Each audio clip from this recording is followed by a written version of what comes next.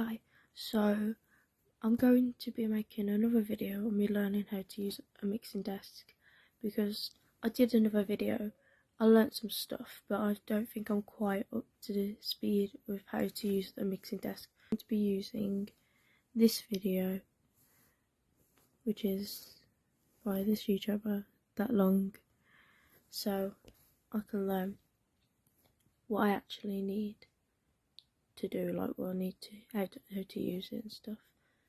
So yeah, I am going to be writing notes again, which will be uploaded to my blog.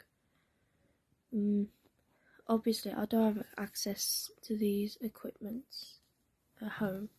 However, it does still show my progression because I'm actually watching it and learning. So yeah, and then I think at the end, once I've learnt everything, I'll get a picture of a mixing desk off of online, and I'll label it so I can show that I've actually learnt which parts and which. So yeah, I'm gonna watch this video now. Okay, so yeah, let's start watching this video. I'm going to be using my docs again, which I'll be uploading the screenshots of what I've written onto my blog. So let's go. Okay, so this is a basic mixing desk, and I'm going to show you the functions of something like this. I get lots of people who come up to me at gigs and see a mixing desk, and they're not musicians, and they say, well, how do you know what they all do? The answer is it's quite simple, because all of these 12 things, or 24, 32, however many you have on your mixing desk, they are all identical circuits. Now, on this, we've got 12 inputs. And each of those inputs can be controlled separately, and the volumes can be set separately. Sorry for background noise, by the way. You can plug mics or iPods or instruments or anything into any of these channels. I'm going to wear headphones because I'm going to be listening to the mixing desk output, which is what you're hearing at the moment. So this mic that I'm speaking to you at the moment on comes in on channel 12. I've plugged it in to the desk via the mic input, and I can do all sorts of things like changing the volume of it. I think I might have used one of these before, like when I've been in like practice rooms. Not really the same. Like it does a similar mixing desk. However, when I use it, I have absolutely like zero idea of what I'm doing. Like I'll keep messing with different things. Like eventually the volume goes up or down, but I have no idea what I'm messing with. So this video is gonna help me a lot. I'm gonna learn so much. Let's go. So here we go. So you didn't hear anything there because I just turned the output all the way down. I can turn it up. Ooh, a bit loud. And I can also change the equalization of it. That is the bass, middle and treble. So I can make it turn it up. Ooh, a bit loud. And I can also change the equalization of it. That is the bass, middle and treble. So I can make it sound really crisp and trebly, or I can strip all the treble off, the bass end, and I can cut that off as well. And there's a mid-range thing there, so it makes it all sound a bit nasally, or you can take that away and make it sound like a radio broadcast. Other mixing desks have slightly finer control over the EQ, but essentially that's it. You get a top, a bottom and a middle kind of. Is how we set the channel up. Now for this, I'm going to grab another microphone here with a mic connector, and I'm going to plug it into the next channel along, which is channel 11. So I'm going to shut channel 12 now, so you won't hear anything. The next thing you will be hearing is the output of this battered microphone here. 1, 2, 2, 2, 2. There we go. There it is.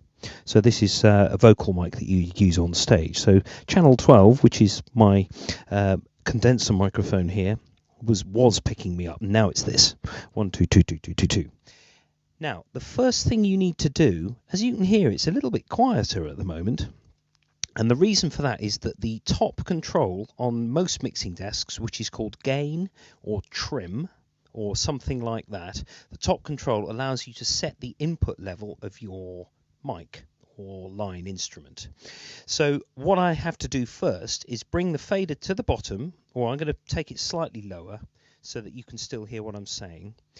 And I'm going to twist the gain control here. 1 2 2 2 2 2 1 2 8 8 1 2 2 2 2 2 2 Now you can see that the red light has come on the bottom of the channel here. Most of mixing desks will have these lights. If they're unlabeled as they are here, it points to a problem. You can hear that it's distorted. So at the moment my input volume is too high. Now it's important to get this right because the mixing desk needs to be able to use a nice healthy level, but not too much or too little. Too much you get distortion, too little you get lots of noise and hiss and all sorts. So I'm going to bring the gain back a little bit now. Bring the fader up. There we go. So that is sounding much cleaner. It's a vocal mic, this one, so I'm just going to put a little bit of mid-range and a little bit of top end so that when I sing through my PA system, it's a little bit clearer.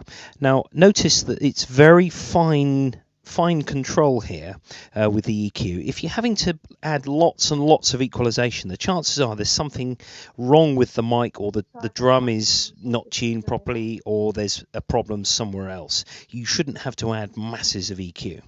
So there is a pan control here, so I'm going to go to the left hand side here. If you're listening on headphones on this demo, you'll hear the signal sweeping from left all the way to right. Now, as an aside, you hear 1 2 1 2 in mics when they're sound checking. There's a reason for that. 1 2 contains all the frequencies, or most of the frequencies across the band. The 1, you get a lot of bass, and the t of 2, you get all your top end, and then everything else in between. So it's a legitimate thing to say. 1 2 1 2 1 2 gives you a lot of control, a lot of awareness over the tone of it. Now, this is an old mixing desk, so it doesn't have reverb built in like most new mixing desks do. But I've connected this up to one of my old reverb units in the rack over here, and you'll be able to hear that I can add reverb to it, to my voice. Now that's what these other controls are. They're called monitors or effects or whatever. So I'm going to turn up effects B, and there's usually a master control as well. And then there's a return level where it'll suddenly get really reverby. Lovely. So I can add effects. I can even send effects back to the front of stage monitors. Lots of vocalists like a little bit of reverb. It enables them to have a little bit more clarity with their voice over the rest of the band. Now that's a mic input there. So I'm just going to bring up this mic again, which is a bit of a nicer one to use for narration. So next I'm going to show you the iPod. I'm just going to plug an iPod into a line input level.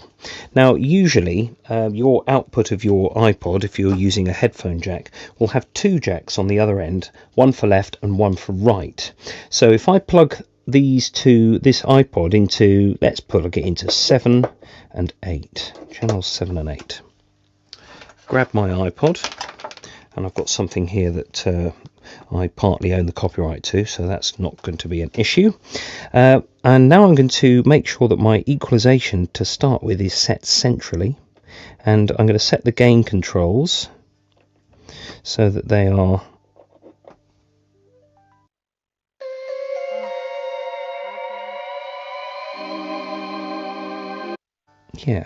Now, very occasionally the red lights light up.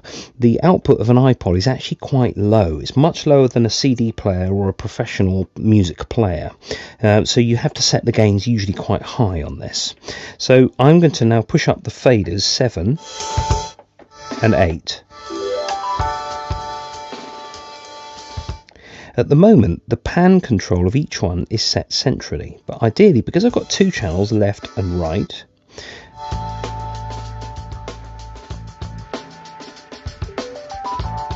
I'm going to pan the left channel to left and the right channel to right, so you get your stereo image. Now I'm going to put it back into mono, and there we go. So I've got completely independent control over my iPod. I can even add reverb to it if I wanted. Not that you want to. So the other thing that you can do on many of these mixing desks, these smaller desks, is that you can plug the iPod into a dedicated tape input, showing its age rather. Tape input means just a CD player or a mini disc player. Oof, that's a blast from the past. Or an iPod again. So I've just got one of these leads that a CD player or a mini disc player. Oof, that's a blast from the past. Or an iPod again. So I've just got one of these leads that has two of the phonos here, and I'm just going to plug those in and back into my iPod. And there's usually a level control, a level input, just on a single control. It automatically pans the left channel to the left output and the right output. Now mixing desks are said to have things called buses. And actually, that's a really good way of thinking about it. Confusingly, a bus on a mixing desk has a double S, but it works just like a conventional bus. You've got 12 people waiting at 12 different bus stops. They all get on the bus, and the bus ends up at its destination. And that is exactly how a mixing desk works. And that is really, that's a basic mixing desk. But it's really quite a powerful tool, and hopefully now you've got some idea of how to use it effectively in a band situation. Okay, so I've made a lot of notes. Thank you to this YouTuber, by the way. This video helped a lot. I've just made a few bullet points about like the outputs, the volumes, the faders, the EQ, the gain, how to use the gain. Because I never knew that if you have the gain like higher, the fader can go literally go lower or like etc. Like, I had no idea about that. And about the red light if it was too high. Um, the reverb, the monitors, the effects, the things you can like plug into them. I had no idea about any of this, so I've learned quite a lot. This is really going to help me if I ever do podcasts or radio because, you know, like how you just use that microphone, that could help me if I needed to use like a microphone for my career, and also how I would use all the different buttons and stuff. I had absolutely zero idea before watching this video, so that's good progression. So yeah, thank you for watching.